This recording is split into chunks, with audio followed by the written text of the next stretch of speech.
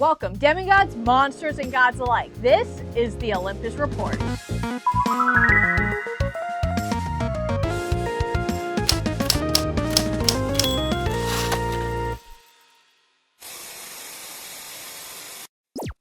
Here's everything you missed in Percy, Jackson, and the Olympians Season 2, Episode 2, Demon Pigeons Attack.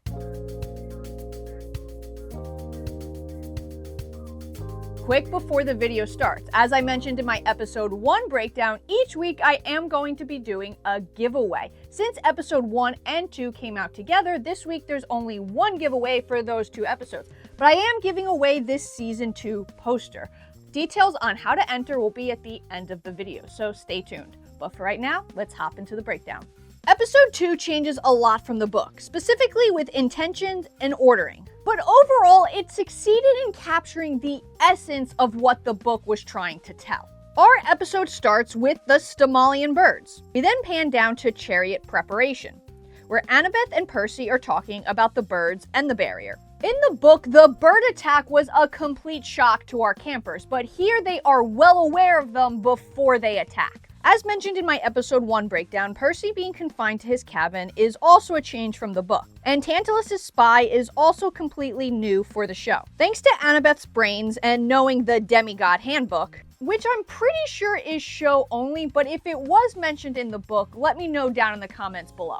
They used this as a distraction for Annabeth to sneak into Tantalus' office, which I think is a great parallel to Season 1. Back then, Annabeth was using Percy as a distraction, but without telling him. Now they're both in on the plan, showing the growth in their friendship. While Annabeth goes to sneak into the big house, Percy walks around the chariot track, and we witness an interaction between Clarice and Chris Rodriguez, hinting at the relationship we'll see grow in the future. However, I'm pretty sure Chris was already with Luke in the book at this point in the story, so it's an interesting change that I kind of like. I think this will make their relationship feel more real instead of out of the blue like it kind of felt like in the book. It's also here that Percy confronts Tantalus about the quest.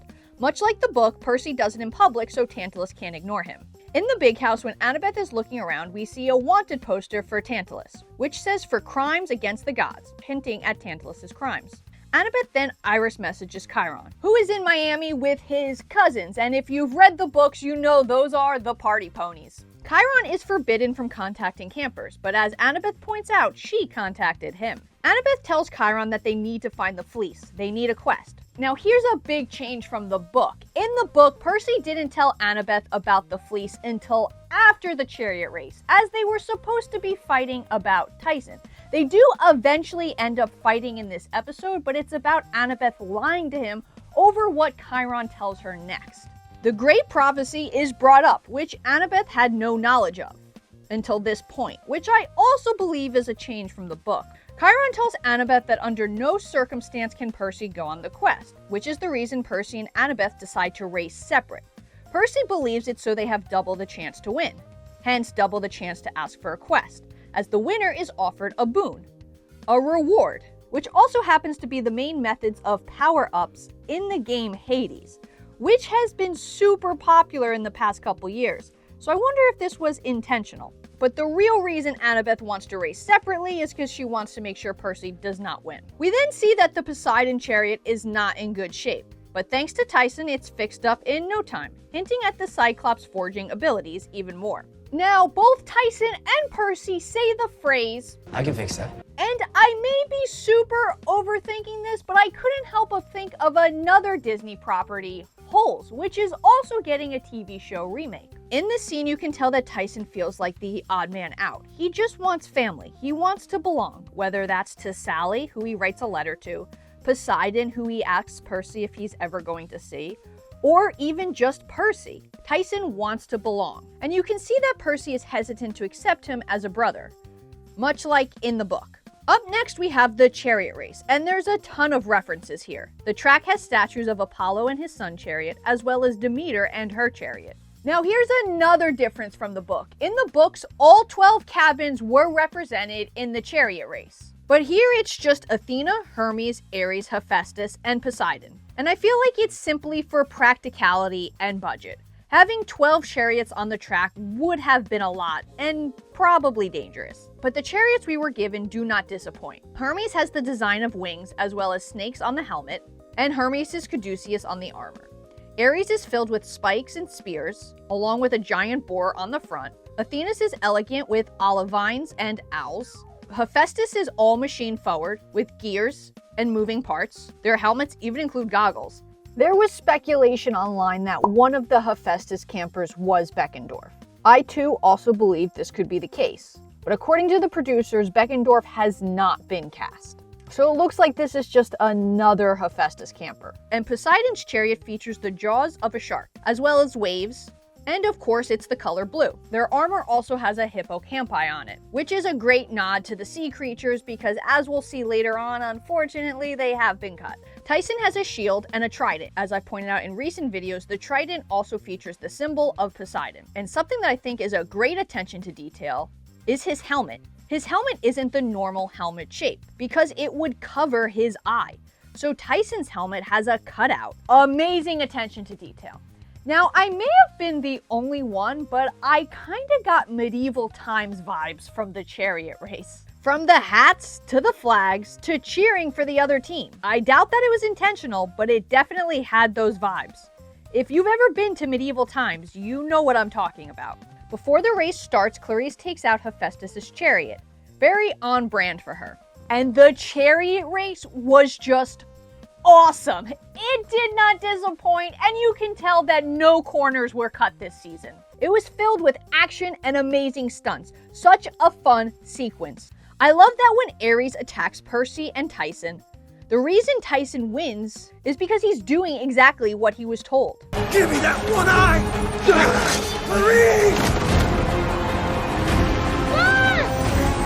Sorry! Tyson never wants to hurt anyone, and they captured his character so perfectly.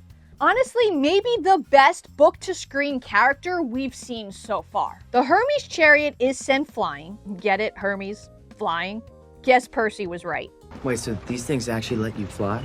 And the Hephaestus chariot explodes, which is kinda on point for them. And then eventually the Stomalian birds break through. And true to the book, Clarisse is fully focused on finishing the race first. Also, this scene of Tantalus being attacked by the birds is pure gold.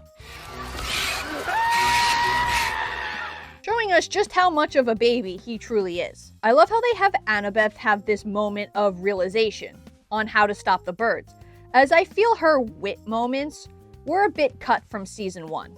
Tyson, Percy, and Annabeth grab Chiron's boombox, which we saw earlier in the episode when Annabeth snuck into Tantalus' office. A great setup that probably had fans of Percy Jackson everywhere going, there it is. And unfortunately, they do not play Dean Martin, but we do get Mariah Carey, which I think is a more fitting song for being high pitch. Afterwards, the camp has a meeting in the big house. And one thing that is already much more apparent in season 2 is the campers. In season 1, everyone besides the main cast kind of felt like extras, background characters. But this season, the campers feel more present. They're actually a part of the story, and I love that. True to the book, Tantalus steals Percy's idea for a quest and chooses Clarisse. Now, in the book, Clarisse didn't pick anyone for the quest as no one wanted to go with her. Adding to her redemption arc, it made you feel for her just a little bit. But in the show, Clarisse picks Annabeth and Chris. I believe this was done to get Chris to Luke's army. Annabeth is a more interesting choice, and I believe it was done to further propel the fight between Percy and Annabeth. This makes Percy feel betrayed, even more so when Tyson confirms that she wanted to sabotage Percy during the chariot race, giving us a first look at the Cyclops' ability to mimic. Bronte, if the Poseidon chariot takes the lead, you take it out. Percy tells Tyson that he's leaving no matter what, but first he needs to wait for it to be dark, so Percy falls asleep and dreams of Grover. And I absolutely love the way they are doing the dreams this season and the empathy link. And we finally get the wedding dress reveal. We get not only Grover in a wedding dress, but Percy too. The empathy link mixes their locations as well as switches their clothing. And this whole scene is so funny. I love how well Walker and Arian act off each other. How do I look? Beautiful. We get lots of information here why Grover is in a dress, information about Polyphemus, and why Annabeth might have issues with Tyson. It's also here for the first time that we see just how hesitant Percy is to admit that Tyson is his brother. Percy then sneaks out even more determined to rescue Grover.